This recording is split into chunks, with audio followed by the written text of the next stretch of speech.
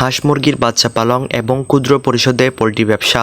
আপনি কি কখনো ঠান্ডা মাথায় ভেবে দেখেছেন যে আপনার গ্রামীণ বাড়ির উঠোন বা পিছনে খালি জায়গার মধ্যে কত বড় একটা ইনকাম করার জন্য ব্যবস্থা আছে? মাত্র 10,000 টাকা পুঁজি নিয়ে আপনি খুব সহজে বাজার থেকে 100 থেকে 150টি উন্নত জাতের হাঁস বা মুরগির বাচ্চা কিনে এই ব্যবসা শুরু করতে পারেন।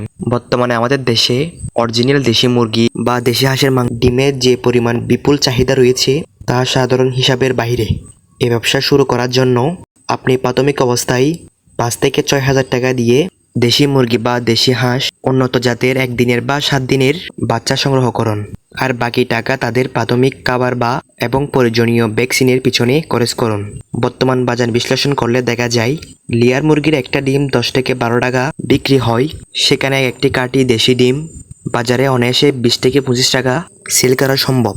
অর্থাৎ উৎপাদন খরচ কম হলেও কিন্তু লাভের অংশ দ্বিগুণ।